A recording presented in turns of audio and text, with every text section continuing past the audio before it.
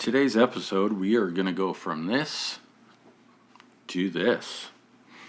Stay tuned to see how that's done.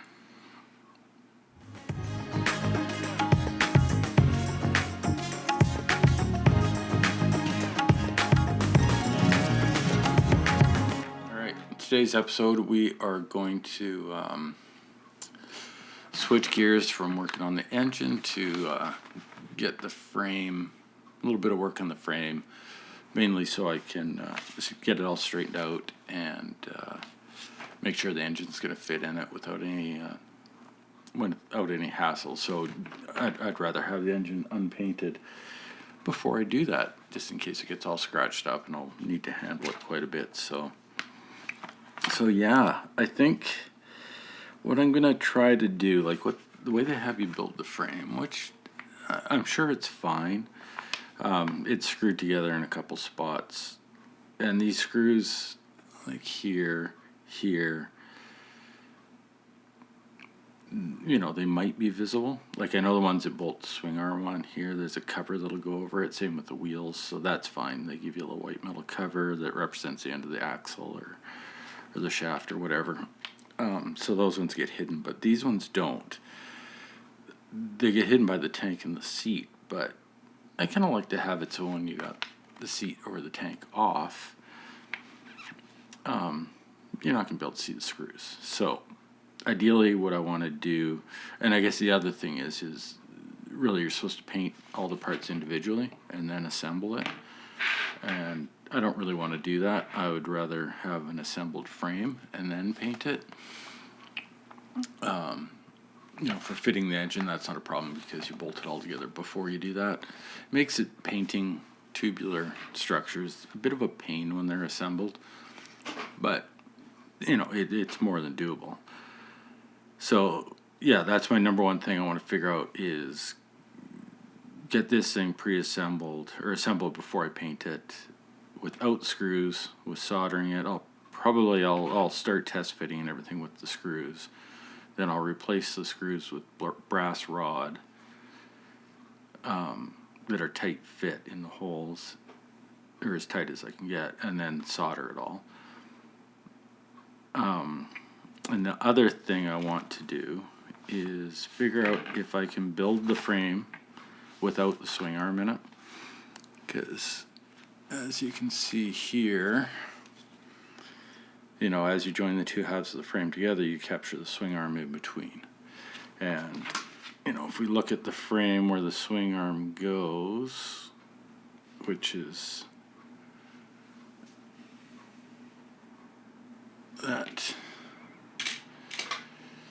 this dimple right here is kind of what it indexes in, and these two pins on that side, same on this side. Very similar looking thing on that side, and then the swing arm itself has two little pins that will index. So this dimple here is come on, focus. You gonna focus? Thank you. That dimple there is where you drill a hole for the bolt. They're fairly large bolts. Well, 2 mil. I guess that's large in this respect. But anyways, so that's the hole. And then it's just those two little pins that index to keep the swing arm from moving, really. I think I can build this and probably just cut those pins off so that it'll just slip in. And the shocks will locate the swing arm anyways. So providing the shocks are the right length and the way the shocks build up, let's just skip forward to see if there's any potential problems with that strategy, which I don't think there is. Here's the shock here. So it's a solid unit, obviously. So that should be plenty to support and locate the swing arm, I think. you know, once I get to this stage and I look at this part here, this assembly, if it's looking rather spindly, you know, because this will be white metal, I might just cut this part off, the shaft, and like this is the shock body component of it, you know, which is actually part of this, and then that would be the shaft. So I might, you know, cut this off, make it out of brass. You know, the shaft itself I'll make the same length out of brass, and then I'll redo the body in whatever, another styrene or something, or another brass or aluminum tube or something. But that would make the shock a little bit more sturdy. And then you could also drill the hole quite far in here, so it gives it full support and deep into there. So anyways, we'll cross that bridge when we get to it in terms of the shock. But just by looking at this right now and the way this is assembled, and the fact that, you know, there's no big recess for this to go into, it's just those two little locators, I should be able to just cut those off and then slip it in afterwards. And that's ideal, because then you don't have to worry about having this hanging off, and it'd be easier to paint this and this separately. Probably just easier all around to work on this thing when it's, you know, being built up. You know, like we talked about, I think I mentioned this before, the chain, you know, they have you build the chain, you know, and then at this point in time, we're putting that around the swing arm, capturing it in there, and then we got to do all this work on the frame with that chain flopping around until we get the rear wheel on. So that's not ideal. So this way I can, you know, once everything's ready to go, engine's installed, then we can slip the swing arm and the chain in place. So I think that's the way I'm going to do it, but that'll require a bit of test fitting, obviously, to make sure that that's going to work, and then everything else is going to work. So that is what I am going to start working on. So give me a moment to recompose. I'll probably do a little bit of, get some holes drilled and whatnot, and then I'll check back in once I sort of got a bit of a test fit going on. So I'll see you in a bit. Making good progress on getting everything prepped to dry assemble this. So I've got everything's drilled out. I pilot with a 1 mil drill bit. I find 1 mil for most holes needed is a good starting point.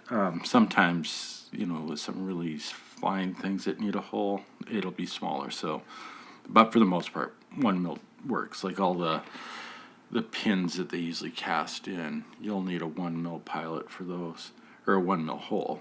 So, and then, you know, bigger from there. So in this case, I'm prepping all the holes for the screws, even though that's not the way I'm going to do the final assembly, I don't think. But I just wanted to check in, talk about what I do when things need to be screwed together. I thread all my holes, so I got a little tiny, most of the screws I use are 1.4 mil screws, so this is a 1.4 millimeter tap. I pilot the holes I'm going to tap to 1.2 millimeters. I don't know if that's the actual tap drill size for 1.4, but it works good in the white metal. White metal is really gummy, so it's a bit of a pain to tap in that regard. It clogs up and it gums up your taps pretty quickly. So, so that's what I do. And then where the through hole where the bolt goes through, I drill it out, or the screw goes through, I drill that to 1.4. So, you know, not really much to see here, but I haven't done these ones yet. So I've drilled my pilot hole at 1 mil, and then I use my power drill for that, my little handheld for that, and then for the tap drill, I just ream out the hole essentially with 1.2. In this case,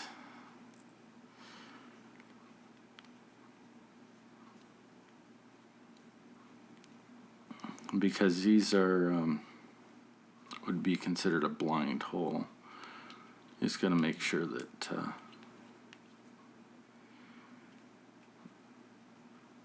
it's deep enough. This one I drilled all the way through. Because when I do the final assembly, if it all works the way I want it to, I'm going to just put a solid brass pin all the way through this.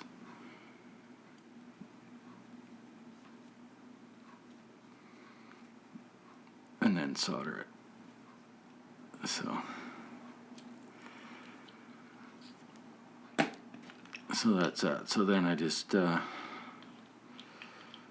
tapping. As soon as I start feeling a little bit of resistance, I back out the tap, clear the swarf off, and just keep sort of working back and forth. Like, you don't really want to cut too much at once with these because it'll jam up in there, and you can risk breaking the tap because this stuff is quite gummy, and the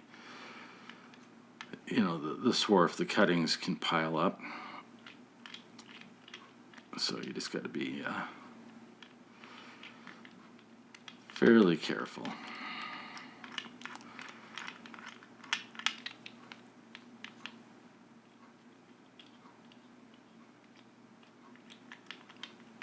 But yeah, that's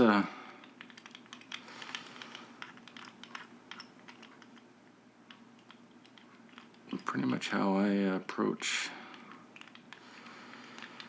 dealing with the screws and the screw holes. Like if this is something that is permanently or going to use the screws on, I would do this. The screws go into resin. I tap them as well. I tap the holes. I just find it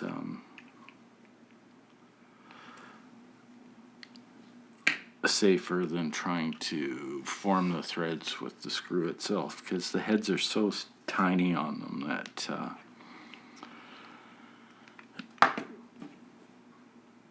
there's a good risk that you can strip the screw head. They're just little tiny 00 Phillips or whatever it is, or worse is there's a lot of force needed to form the threads without cutting them first. You could slip and scratch your work or whatever, especially if you're bolting the body on or whatnot. So this just eliminates that problem.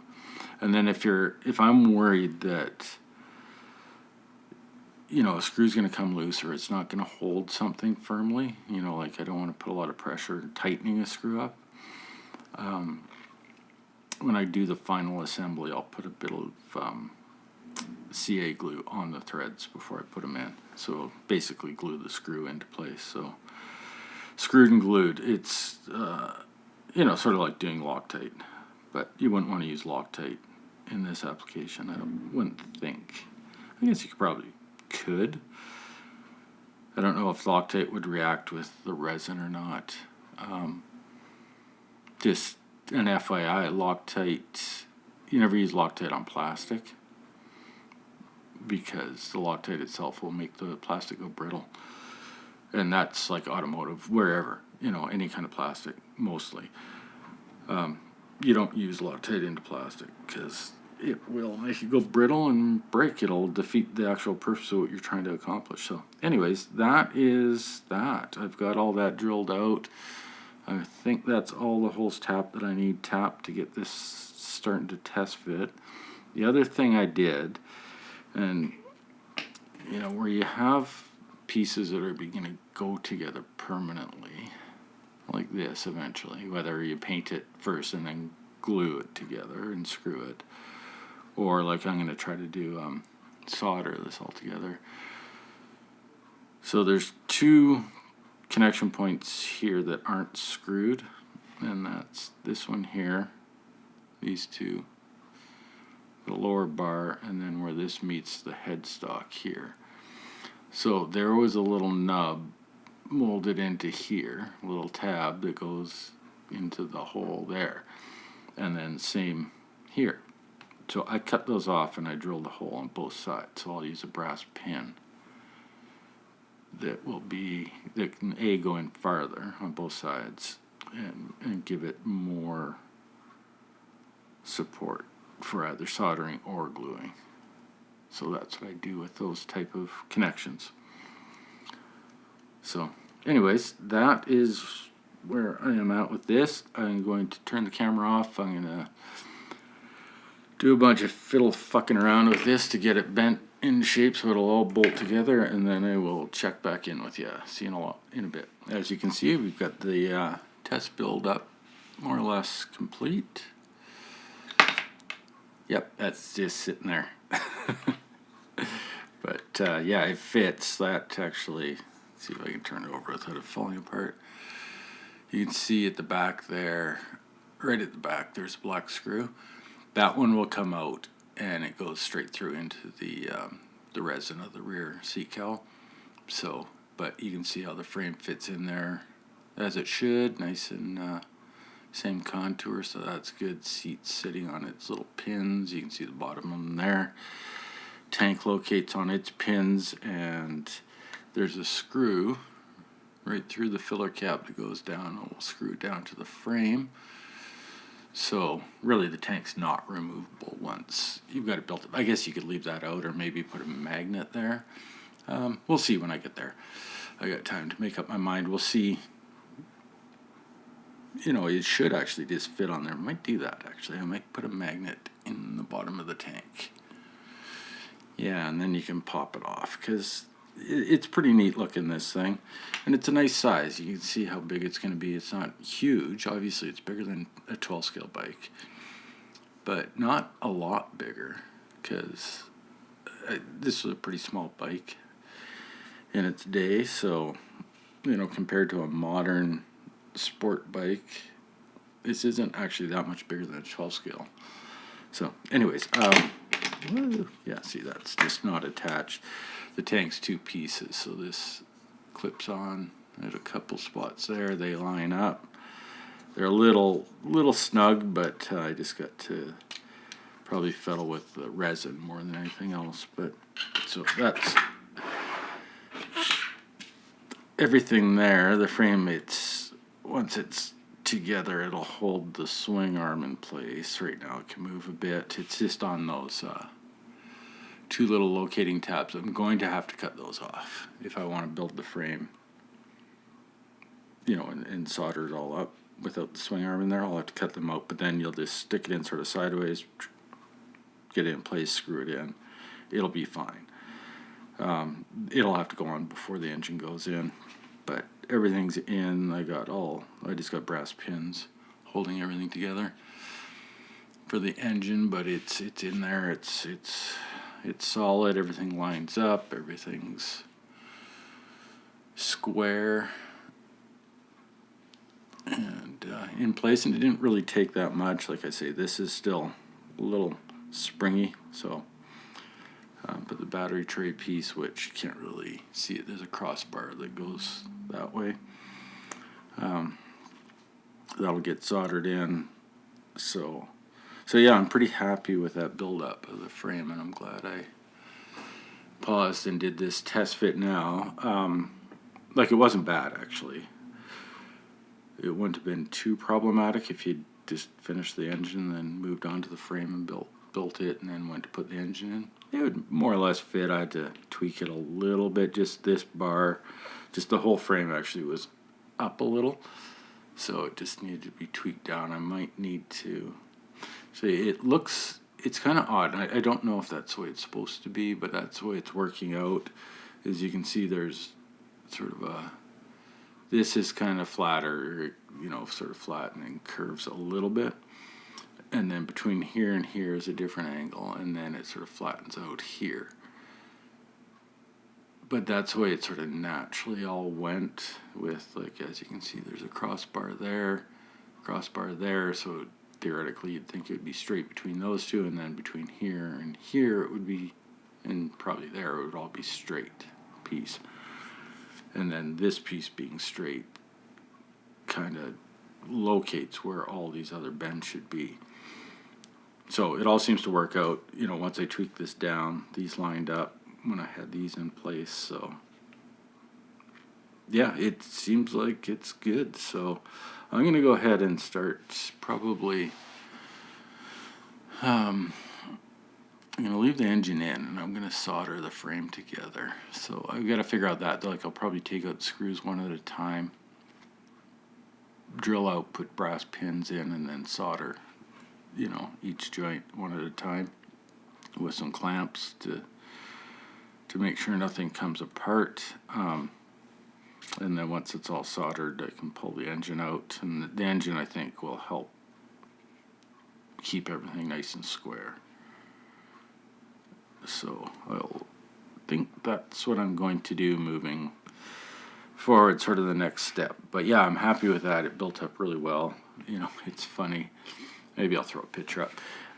When you throw a motor in a motorcycle frame like this, when you're rebuilding a bike, when you get to this stage where maybe you got the frame all finished and the engine all built, and you go and start the final assembly, and you put the motor in the frame, you think that you're almost done because it looks like a motorcycle again, right? But yeah, you're not.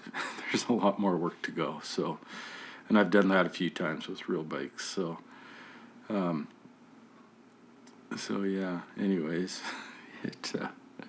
I just like this stage though. I like the motor sitting in the frame, and this will look good with the painted frame and the motor all painted up. It'll look really good. So this one's kind of got me excited. So anyways, that is that. All right, there we go. Got the frame all together. So yeah, I ended up soldering it all. It really wasn't that bad. Didn't take that long. So the engine, I just have it sitting here right now. But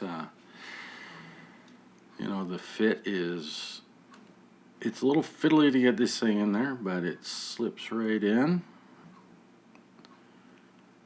All the bolting, the mounting holes, there's one there, and one there. So they all line up. No tension, don't have to tweak anything. Both sides are like that, so that's fantastic. The width is good. The rear swing arms captured in there. Get rid of the engine, and it will just come out of here. So you can get it in there with the engine in, but really I'll need to put that in before I put the engine in, which isn't really a big deal. It just means I got to paint this at the same time anyway, so they're the same color. So this will be ready to go when the frame's ready to go. So then I'll just assemble this, and it'll be ready for when the engine's ready to go in. So yeah, I'm happy with that. Well, I guess I'll just little debrief on what I did here. So I left, this screw I left in there obviously because it's going to be used to bolt the rear cowl on, the seat cowl. So it'll actually come out of there. I'll have to drill that out because the longer screw goes in. But so every joint is soldered now. So that one's soldered in its entirety. Hopefully my camera's focusing. And then, the bottom, they're not cleaned up yet. So I got those all soldered, like that joint there. Remember I pinned it and then soldered it. The battery tray piece, that's in, and it's all soldered all the way around. The 3 mounting points, it's there, there, and there. So that's soldered in, and then the 4 screws here, here, here, and here. I got rid of those. So the front I put a brass tube all the way through, so it goes right through from the start from one side to the other. And I put it in there, and then I used a punch to flare the ends on both sides, so it tightened up and pulled the frame together, and then soldered closed the holes over with solder. It was a bit of a pain. This one I didn't drill all the way through this tube. So what I did there was I used some white metal pins that fit all the way through and were snug. And they were actually, what were they? They were old unused like AN line fittings, so it had quite long ends on them. So they went in all the way, and then it had the the fitting part on the end, so that filled up where the head of the screw was. So I pushed those all the way in, soldered them in, and then just cut the head off so they're flush. So essentially the hole is filled with white metal and solder, so that's good. And then soldered obviously the joints around. This was just a pin joint here that's soldered. This was a screw joint, so I did the same thing there, a piece of white metal to fill the screw hole, and then just soldered all the way around. There's a little bit of soldering flash on here. So everything needs cleaned up. The only other screw I left in here, I don't know if you can see it. I don't know if it's going to focus all the way down there, but right there is a screw. So this sort of lower A frame, this piece here, it bolted to the headstock, and it sort of had a recess that it sat into, and it gets screwed on. So I left that screw there, just because it was a bugger to get it in there, and it held it nice and tight. And then I soldered the rest of the joint all the way around here, and this cross tube here,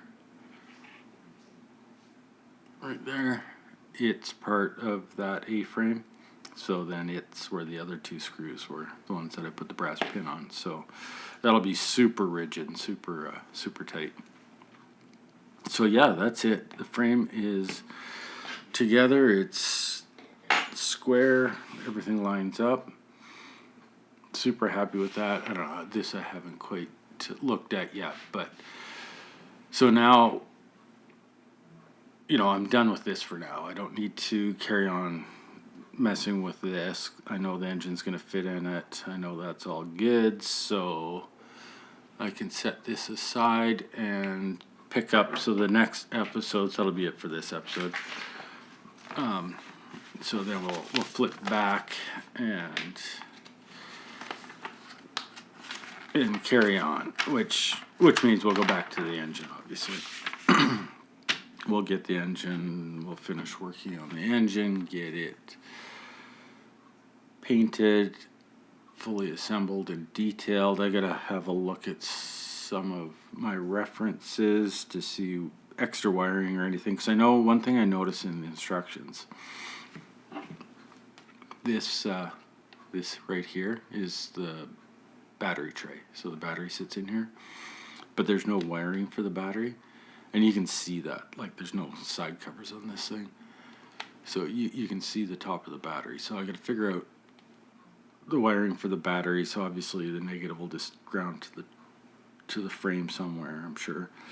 That's easy enough, but the positive will have, we'll go to whatever the thing's got. It's got to have I think it's this is the dynamo, I think. I'm not sure. So I know it's got some holes on it. You can see them right there. No, you can't.